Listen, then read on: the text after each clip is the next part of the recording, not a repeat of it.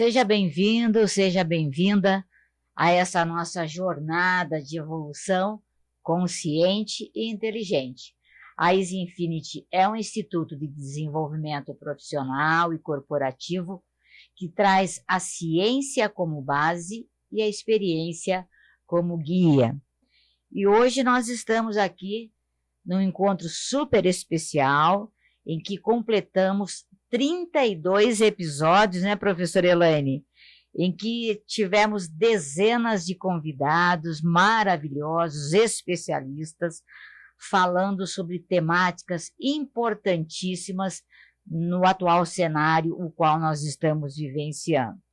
E a professora Elaine, gostaria que você falasse de algumas dessas temáticas que foram abordadas aqui nesses nossos encontros, 32 encontros, não, professora Elaine? Maravilhoso, como diz você, né, Ieda? Exatamente isso. Tivemos aqui 32 encontros, dezenas de convidados abordando temas importantíssimos como autoconhecimento, pensamentos e mindset de crescimento, emoções e sentimentos, relacionamentos e comunicação, produtividade, prosperidade, sucesso, riqueza, objetivos e perseverança, esperança, psicologia positiva, saúde mental e bem-estar e, claro, liderança. Isso, dentre outros, né?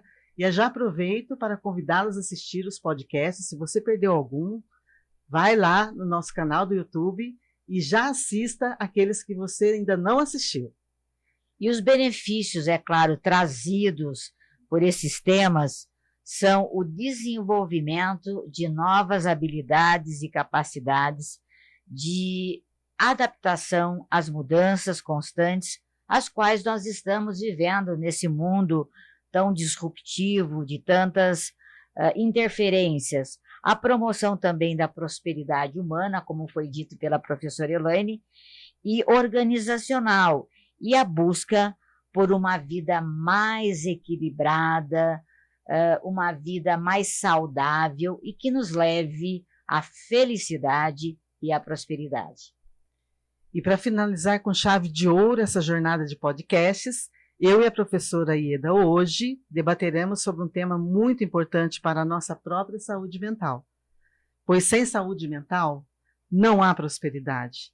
Esse também é um tema que está sendo abordado de forma recorrente nas organizações, devido a uma imposição legal, governamental, que é a NR1, e também a ISO 45003. Então, nosso tema hoje é Mente sob pressão, os riscos psicossociais nas organizações. Muito bom, professora Elaine. Cuidar da mente, Eda, leva ao equilíbrio entre a ativação saudável e o fazer consciente, porque nenhuma pessoa estressada prospera e nenhuma empresa cresce se estiverem doentes ou adoecendo.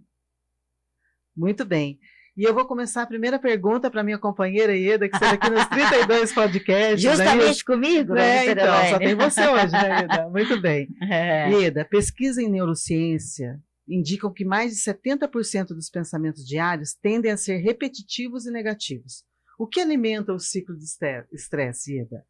A minha pergunta é, como o padrão mental, e não apenas o ambiente externo, pode se tornar o maior gerador de pressão psicológica nas pessoas? Olha, os pesquisadores, as pesquisas, as nossas vivências também demonstram, professora Elaine, que nós, ao longo da nossa existência, nós estamos construindo a nossa mentalidade.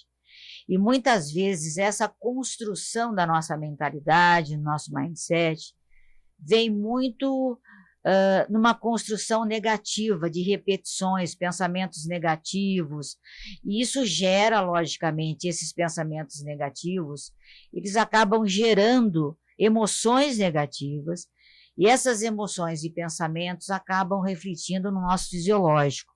Isso os grandes pesquisadores já nos apontam em relação aos nossos pensamentos.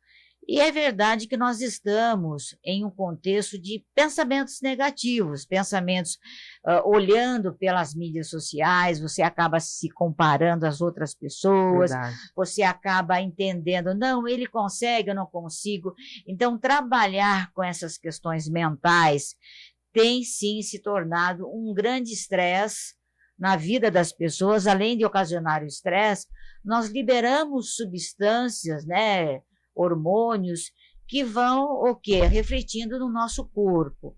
Então, essa construção mental que reflete no estresse, que é a perda do nosso equilíbrio, reflete não só no estresse, mas reflete também no nosso corpo, reflete também na nossa realidade. Então, se eu não mudar a minha mentalidade, que às vezes é construída pela negatividade, não, e não é só dizer assim, pensar positivo. Não, eu vou pensar positivo. É uma reconstrução. Eu acho que nós estamos num momento de restauração mental. Necessária, né, necessária, Ieda? muito necessária, porque nós estamos dentro desse contexto, né, contexto de muitos desafios, e a nossa mentalidade tem sido uma reprogramação de episódios, que são episódios, nós temos uma tendência em nos fixarmos mais nos episódios negativos, em relação à nossa memória emocional também, que está muito correlacionada com a nossa memória cognitiva, né, emocional e cognitiva, e isso reflete no nosso corpo. Então, se nós queremos mudar a nossa realidade, olha que interessante isso, se nós queremos mudar o nosso emocional, nós temos que mudar o nosso mental. Interessante isso, né, Ieda? E é muito interessante porque muito se fala do estresse vindo do externo, né, do ambiente, mas muitas vezes a nossa própria mente cria essa situação estressora. E uma questão interessante também que você falou, é muito importante, né, que a gente tenha aquela motivação, olha, eu vou atingir uma meta, eu vou atingir um objetivo, e você está ali cheio de energia e precisa daquela energia para fazer isso. Mas também é importante que você tenha pausas para se recuperar desses momentos de pico, né, ou de situações que você precisa dessa energia. Senão a gente não consegue prosperar, né, Ieda? A gente não consegue descansar a mente. Muito importante isso. E nesse contexto de tanta rapidez, de tanta velocidade, nos meus atendimentos também e nas nossas capacitações, nos nossos programas, o que a gente tem sentido, não só da liderança, mas dos profissionais, é que eles não têm essa pausa, né? Eles não têm praticado essas pausas que são muito importantes para revigorar a nossa mentalidade, né? Para termos esse revigorar na nossa mentalidade. Então, olha como as pausas são importantes, são restauradoras dentro do nosso modelo mental, dentro da nossa mentalidade, como você mesmo menciona, professora Elaine. Mas algo também que eu tenho a dizer é que quando nós estamos reproduzindo pensamentos negativos, reproduzindo esses pensamentos, nós estamos também externalizando isso na nossa biologia, na nossa fisiologia. E isso é muito importante você ter essa consciência do processo da restauração e também de trabalhar com a sua mentalidade. Muito bem, Ieda, e principalmente na vida, vamos falar na vida corporativa, né, mas também na vida pessoal, é comum o profissional ruminar preocupações, antecipar fracassos e reviver erros. E isso, né, como você falou, tem relação com o que a gente já viveu e internalizou dentro de nós, inclusive no nosso próprio corpo. E tendemos a reproduzir essas mesmas situações em situações parecidas, né? O mesmo comportamento, o mesmo pensamento em situações parecidas. E como quebrar esse ciclo, Ieda? O que você indica, né, para que a pessoa possa, o que ela pode fazer para se restaurar, ou que práticas mentais ou cognitivas nós podemos utilizar para transformar o pensamento de inimigo em amigo? Olha, você já apontou, já deu uma dica aqui para nós, aqui, as pequenas pausas, os exercícios meditatórios, né, que muitas vezes nós esquecemos, né, diante das pressas, diante dessa vida corrida que nós estamos levando. Então, são práticas simples, mas não simplistas, que nós talvez já tenhamos no nosso dia a dia, mas que esquecemos diante das entregas, né? Eu preciso entregar, precisamos entregar. podemos entregar, mas essas pausas, as práticas meditativas que nos levam o quê? Ao foco, ao flow, pararmos, refletirmos e reconstruirmos. Algo que não é fácil, eu tenho que dizer, não é fácil, porque é uma mudança de hábito. É verdade. É uma mudança de hábito e nós sabemos que pensar, sentir geram crenças e crenças geram hábitos. Então, é reconstruir essa nossa mentalidade pausada, né? Pausada, com práticas simples, mas não simplistas. Essa simples pausa, né? As práticas meditativas e contemplativas, apreciativas, que é você estar no presente, pode trazer um grande benefício para a mente. Inclusive mudar o nosso cérebro, né? Isso é muito importante, né, Ieda? Porque o nosso cérebro é uma carga energética, não podemos nos esquecer disso. É verdade. Né? São energias, então podemos sim praticar, por exemplo, eu tenho feito muito isso, professora Elaine, eu tenho orado mais, que é uma prática meditativa. A oração é uma meditação. É quando você para, você agradece, você reconhece as bênçãos que você tem recebido na sua vida.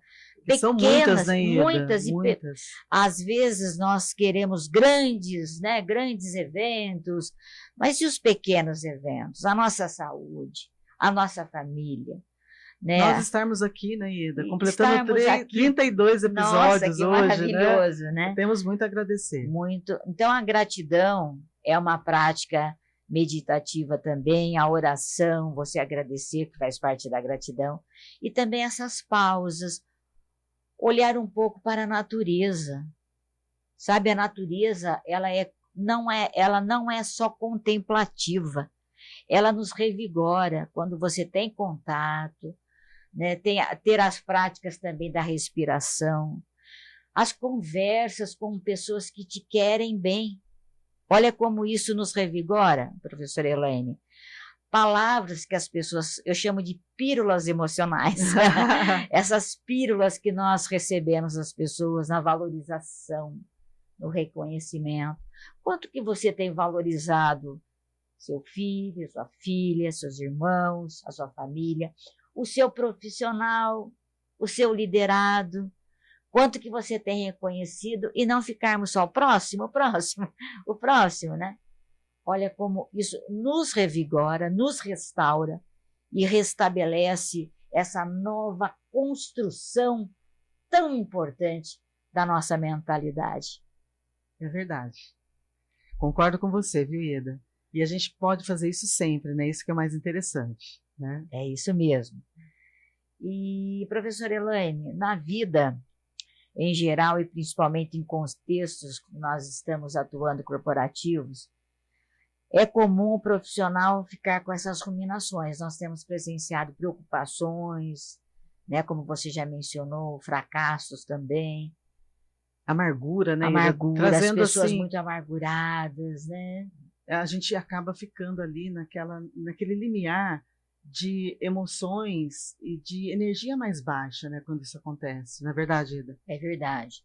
E nós temos atuado nesse sentido, né, com as práticas restaurativas dentro dos contextos riscos psicossociais, né? Já mencionamos aqui o mindfulness e as pausas. E você tem algo a acrescentar nesse sentido que você que nós temos praticado no nosso dia a dia, nas organizações e na vida, né? Porque tudo é uma coisa só. Eu vejo assim, Ieda, nós estamos num contexto, e que até alguns dados, né, da Organização Mundial da Saúde nos traz, esses, digamos assim, esses prejuízos, né, devido à questão da saúde mental prejudicada, e eu vejo que, lógico, a gente está atuando nesse sentido, até porque as empresas precisam de recursos, elas precisam de resultados positivos e também querem que os seus trabalhadores, né, pelo menos a maioria delas, ou aquelas que a gente atua, elas querem que os seus profissionais estejam saudáveis. E óbvio que isso traz prejuízos, e quando a gente fala de prejuízo, a gente está falando de 1 trilhão. 1 trilhão de prejuízo, né? De 1 trilhão de dólares, né? Trilhão, isso, coisas por muito ano de quantificáveis. Perda. eu vejo que existe realmente essa perda financeira ou econômica, mas existe também aquela perda silenciosa, porque, como você mesmo disse, Eda, e eu aprendi muito com você sobre isso, a depressão, o estresse crônico, ele não chega de um dia para a noite. Você não chega num dia e fala, estou estressado, né? Estou cronicamente estressado, estou fisicamente comprometido, estou mentalmente agoniante. Então não é isso, né? Ele vai acontecendo aos poucos. E esse aos poucos, né, aquele pingo que vai acontecendo ali no copo até ele transbordar, ele vai causando prejuízo, tanto emocional quanto na empresa. Lógico, a pessoa não vai ter aquela entrega. Então, nós temos as perdas visíveis e as invisíveis. Então, realmente, isso é muito real. E hoje nós estamos falando de 1 bilhão de pessoas que já passaram ou estão em episódios do desamparo, da depressão. Das doenças do desespero. Do desespero, como a ansiedade, o burnout. E não é só uma perda da produtividade. Nós estamos falando de pessoas. Nós entendemos que essa foi, sim, uma herança pós-pandêmica, como reflexo e impacto na nossa saúde mental. Mas é uma perda da performance no sentido emocional, no sentido cognitivo, no sentido físico. Então, quando eu falo de performance de bem-estar, eu estou falando quando você está no seu melhor potencial, quando você está bem emocionalmente, quando você está bem fisicamente, você tem uma entrega, e não sou eu só que estou dizendo, os grandes pesquisadores, você tem uma entrega de uma performance de bem-estar, e você tem um fluxo, você flui dentro daquilo que você realiza. Então, é necessário, como você menciona, que as pessoas tenham esse autocuidado, que as organizações entendam que não é apenas uma normativa, que não é apenas uma NR1, mas é algo que compromete o bem-estar das pessoas, porque a vida é uma só. Se eu não estou bem no trabalho, eu não estou bem em casa, eu não estou bem nos meus relacionamentos. E é necessário vermos essa realidade com clareza de intenção, com uma postura condutora de ajudarmos essas pessoas. Se você é um líder, se você é um profissional, se você é um pai, se você é um filho, se você é um amigo, de ajudarmos essas pessoas nesse processo de restauração. Então, a perda não é só na produtividade, a perda é no isolamento, na tristeza, no bem-estar. E isso nos remete também que as pessoas que estão comprometidas com as doenças do desespero, elas estão só na sobrevivência. E nós merecemos a prosperidade, né, professora Elaine? É verdade. Merecemos essa vida próspera, de felicidade, felicidade, mesmo, né, de felicidade. E uma pesquisa recente nos aponta que não é possível sermos felizes estando comprometido com a nossa saúde mental. Então, isso já vem dando respostas há um bom tempo, e principalmente pós-pandemia, dessa relação que cada um de nós temos que ter, não só no autocuidado, mas também em cuidar, em incluir essas pessoas para que elas possam alcançar esse bem-estar, a felicidade e também a prosperidade. E você falou uma coisa bem interessante, né, Ida? A gente até, quando a gente está adoecido mentalmente, emocionalmente ou psicologicamente, que são praticamente sinônimos, nós até fazemos as entregas. A gente vai lá, a gente faz as nossas atividades, a gente vai no trabalho, a gente faz o que precisa fazer. Mas o custo emocional disso é muito grande, até chegar a um ponto que você não consegue entregar mais. Então, por isso, gerenciar os riscos psicossociais é tão importante, né, Ida?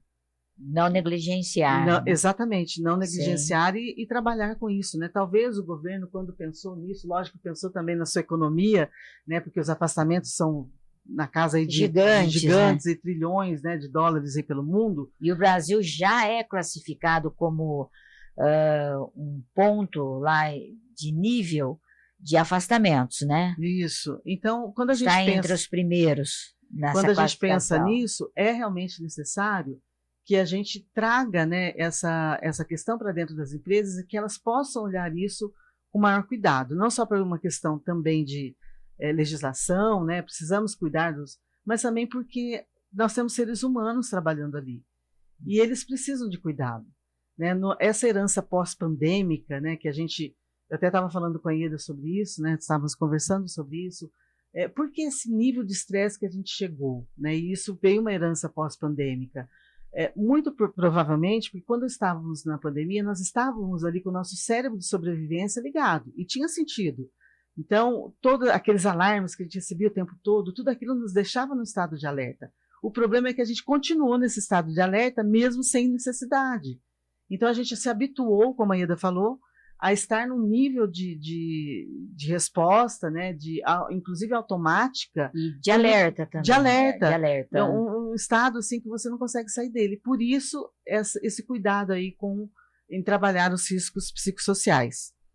Não é isso, Ieda? É isso mesmo. E uma questão, né? O conceito de riscos psicossociais envolve fatores da empresa, vamos falar da empresa, né? Como sobrecarga de trabalho, falta de reconhecimento, né, do trabalho bem feito. Não é só obrigação, às vezes não é, né, Ieda? A pessoa faz mais que aquilo. Isso. Falta de autonomia e relações sociais, relações entre os pares, as pessoas, ruins dentro da empresa. Uhum. Quais desses fatores você considera mais negligenciado ainda pelas empresas brasileiras, Ieda? Olha, 2 desses 3 que você mencionou, 2 que se destacam, né? O primeiro deles são relacionamentos. Né? Eu gosto daquela frase do Seligman, né? A vida é relacionamentos e o resto não passa de um detalhe. Mas eu acho que falta, e isso também é uma herança pós-pandêmica. Eu vejo que as conexões, as relações, elas ficaram fragilizadas, né? Porque as pessoas se habituaram naquele contexto social, naquele contexto relacional. E isso também foi incorporado nas organizações. Então, eu vejo como é importante recobrarmos as relações construtivas, positivas. E aí entra também a comunicação nos relacionamentos, aí entra a valorização e o reconhecimento, porque muitas vezes estamos só preocupados com os resultados. E os resultados, eles estão acontecendo. Mas as pessoas, como que elas estão? Esse reconhecer, esse valorizar, essa motivação que não é só externa, ela é intrínseca também, principalmente nesse contexto geracional que nós estamos vivendo, nessa nova geração, que busca reconhecimento, busca valorização, mas busca significado.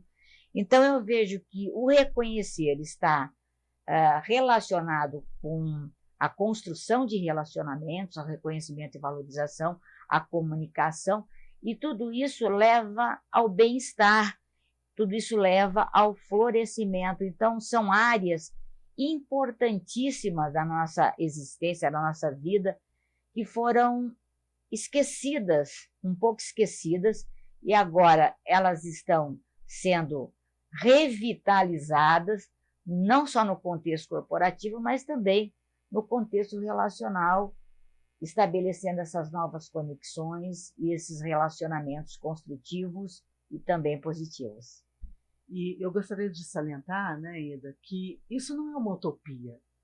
A gente quer ser feliz, né? E a gente pode ser feliz também no trabalho. Não é polianismo, sorrir o tempo todo, tudo são flores, não é isso. Mas na maior parte do tempo, a gente tem essa satisfação no trabalho. Não é isso? Muito bem. Muito bom, mas professora Elaine, também acrescentando, eu esqueci de dizer que a escuta, né? Verdade, a escutativa. Como é importante você escutar hoje, pela falta de paciência, pela rapidez de contexto, pela agilidade, como é importante você escutar, você ter tempo para a escuta, a escutatória, como nós chamamos, escutatória e escutativa. Quanto que nós estamos escutando o outro, dando esse tempo. E não é fazer outras atividades e dizer, pode falar, vem aqui. Não é isso. Então, isso faz parte também da construção relacional. Verdade. E da energização com as pessoas. É verdade.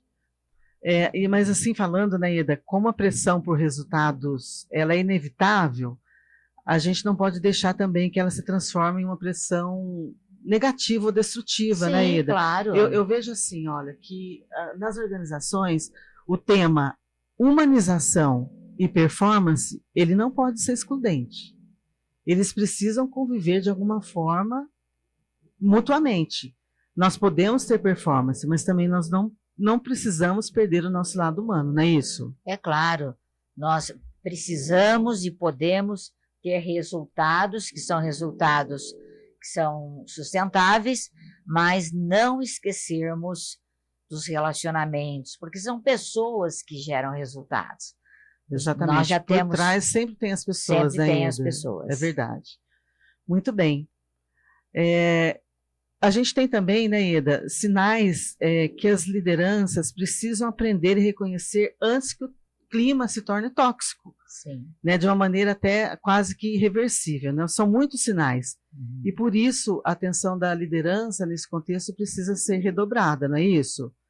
Citando aí alguns sinais, né? Quando você percebe o time mais isolado, quando existem aquelas microagressões ali no trabalho, quando existe falta de respeito, desconfiança, desmotivação, já está mostrando que o clima está desajustado e desarmonioso. Não é isso, Ieda? E aí nós entramos em algo que temos falado também, que 70% do comportamento da liderança reflete no clima. E reflete na cultura. Né? O clima, falando também um pouquinho da autoeficácia, o líder, ele tem a capacidade, quando ele pratica autoeficácia, que ele não pratica sozinho, mas falando do líder, ele tem essa capacidade de mudar não só o contexto, os resultados, mas ele tem a capacidade de mudar uma cultura. Então, olha como é importante essa reflexão do comportamento da liderança. Quanto que você, como líder, está refletindo diante do seu comportamento, está impactando em um clima bom, em um clima seguro, em um clima inclusivo. E acredito que seja todo esse contexto. Exatamente, Ieda, muito bom. Ieda, pesquisas mostram que ambientes com segurança psicológica, e a gente sempre está falando, né, de liderança, segurança psicológica, saúde mental, tem até 50% mais inovação e 27% menos rotatividade. Que práticas simples podem ser implementadas para fortalecer essa segurança emocional nas equipes? Simples, mas não simplista, né, Ieda? A gente está sempre falando disso, né? Quando nós falamos dessa segurança psicológica, algo tão importante, a primeira habilidade, e eu falo da liderança novamente, é a confiança. Sem confiança, você não gera um clima de segurança. É verdade. Isso já... E ao gerar confiança, você gera engajamento. E gerar um clima de confiança, prática, simples, é você dizer os porquês. Você dizer os porquês daquilo que tem acontecido. E quando eu gero confiança, eu gero os porquês e eu gero previsibilidade. E gerando previsibilidade, eu gero também engajamento. Então, o que significa esse clima inclusivo de segurança?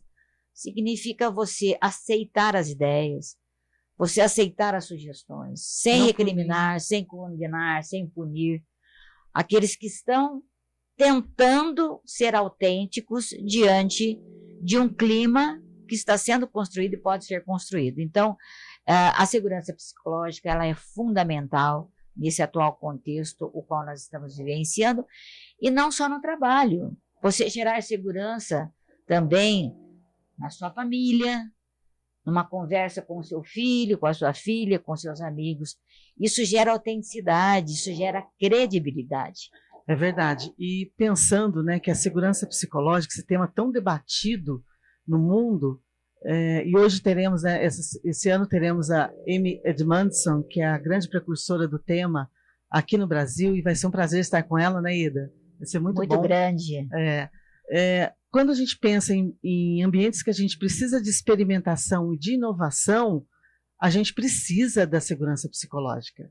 É necessário que as pessoas tenham liberdade de expressar as suas opiniões, sem serem julgadas, mas principalmente sem medo de errar também. Porque a gente carrega dentro de nós, né, dentro desse contexto que nós vivemos hoje, desse contexto muito externo, um medo absurdo de errar.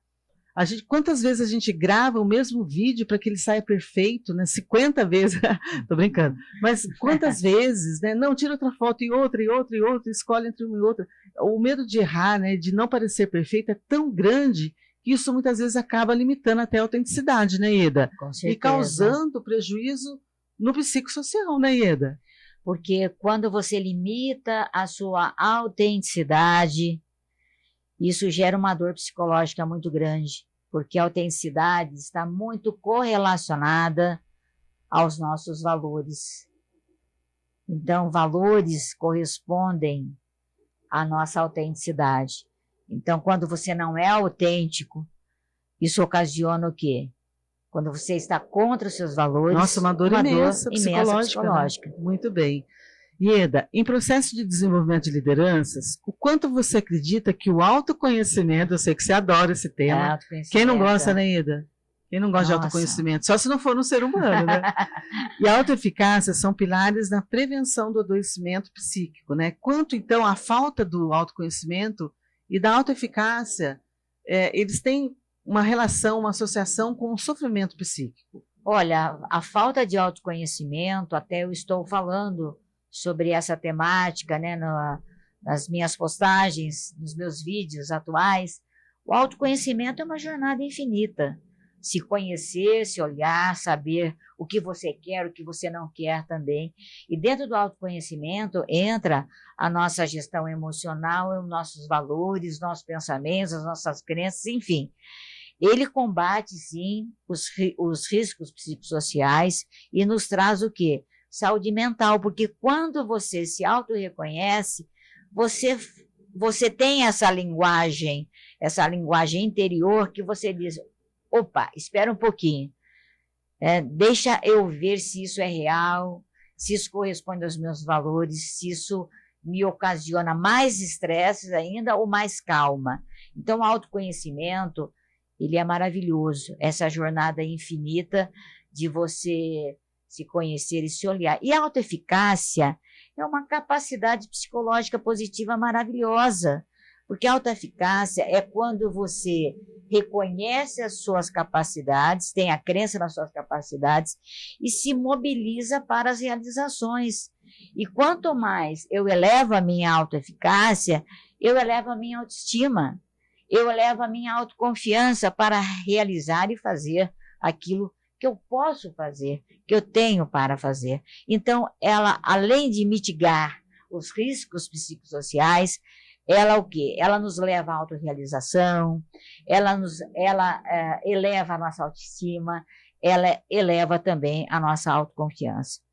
Pensa agora comigo, professora Elaine, quando você está em um nível baixo de autoeficácia, que corresponde a uma das dimensões do burnout. A gente fica no que a gente chama, eu até estava lendo a respeito disso, estudando isso, né? Paralisados. Você fica numa situação em que você quer tanto ser perfeito, não quer errar, acaba não fazendo, você não faz. E se você não faz, você não realiza. E se você não realiza, você tem uma baixa autoestima, cria um ciclo vicioso negativo. A autoeficácia vem quebrando tudo isso. Mas, Ieda, vale dizer também, né, que não adianta você ter só autoestima alta se você realmente não tem aquelas capacidades. Não tem autoeficácia que substitua a real necessidade das capacidades. Sim, ok. E já perguntando, professora Elaine, de matemática que você gosta bastante. Gostando do nosso papo hoje, Maravilhoso. Olha, tá maravilhoso mesmo, nosso último podcast. Elaine, professora Elaine, né? Não, Elaine, né? Pode chamar. A liderança empática pode sim ser considerada um antídoto para os riscos psicossociais, né? Como que você, que pesquisou empatia, e ainda nós aplicamos nas formações. Como que você vê essas práticas da empatia nos contextos de mitigação dos riscos psicossociais? Olha, primeiro, eu quero dizer que é difícil sermos empáticos quando as pessoas não estão próximas de nós. É mais fácil a gente ser empático com aquela pessoa que a gente conhece. Com aquela que a gente não conhece, o que é diferente de nós, é mais difícil. Então, falando dentro de uma empresa, é mais fácil ter conflitos entre as pessoas de times diferentes, de departamentos diferentes, do que dentro do próprio time. Por quê? Porque aqueles que estão próximos de nós, a gente tem uma facilidade maior de nos colocar no lugar deles. Já o que está distante já é mais complicado. Então, por si só, a empatia, ela não é algo tão fácil assim de ser praticado, principalmente se nós também não convivemos num ambiente empático. Na nossa infância, na nossa adolescência, né, não tivemos aquela questão da empatia desenvolvida, porque ela é uma habilidade a ser aprendida num nível mais alto. A gente já nasce com habilidade empática quando a gente pensa naqueles bebês que um começa a chorar na maternidade e todos os outros choram também. Essa é uma empatia primordial, a básica, né? Eu estou falando daquela empatia mais profunda, aquela de pensar como o outro, de sentir como ele. Então, a empatia por si já é mais complicada. Mas quando a gente tem esse ambiente mais empático, principalmente partindo do exemplo da liderança, quando o líder é empático com o outro, ele sabe o que pode esperar dele. Ele não vai exigir do outro aquilo que ele não pode entregar.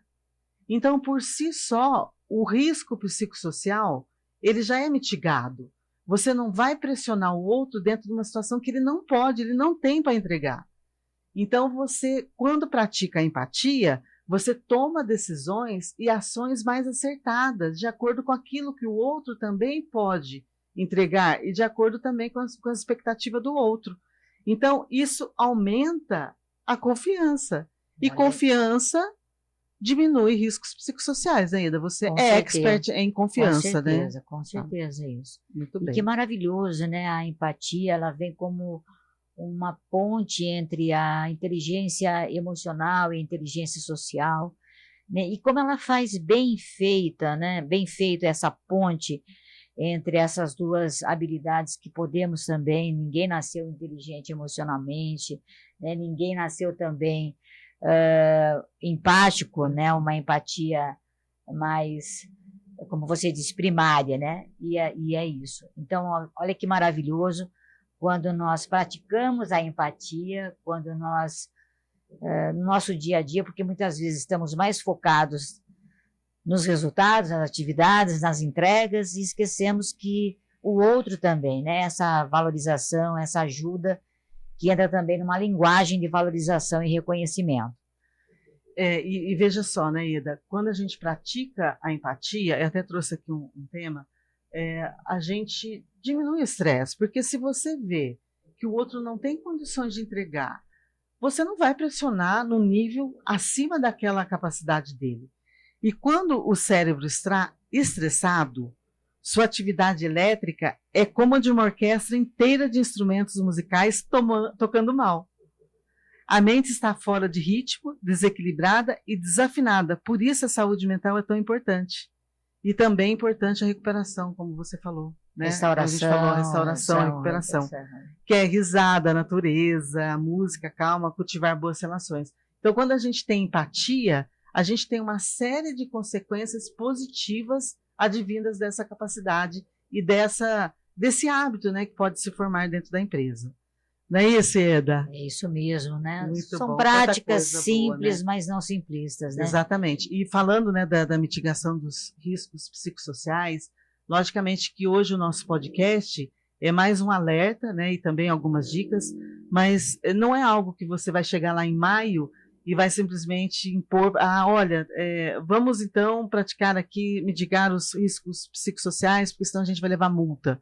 Não é uma coisa que você faz de uma hora para outra, é um trabalho construído. Por isso que você tem que contratar a Easy Infinity, professora Elaine, professora Eda, para treinar aí a sua liderança, para trabalhar com isso. E já estamos fazendo isso em algumas organizações que já estão não só preocupadas com a normatização, mas realmente preocupadas com o bem-estar psicológico, emocional e social dos seus profissionais. Exatamente.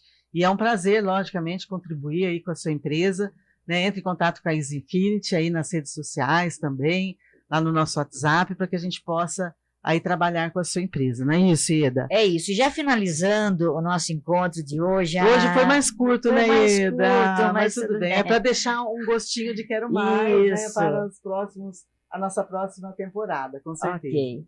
E para então encerrar essa nossa jornada, vamos deixar aqui, né, professora Elaine, uma mensagem para os líderes, gestores do futuro, presente e futuro, para um chamado de ação diante dessa mente sob pressão nas organizações. Então, o que você diria a esses profissionais, essas pessoas, esses gestores, em relação a as mentes sob pressão, professora Elaine? Então, tem a ver com o que eu acabei de falar, né, gente? Não deixe para amanhã o que você pode fazer hoje, né? Um ditado aí que as nossas mães, pais utilizavam, e ele é muito recorrente e muito propício para hoje. Aquilo que você precisa fazer, faça já, né?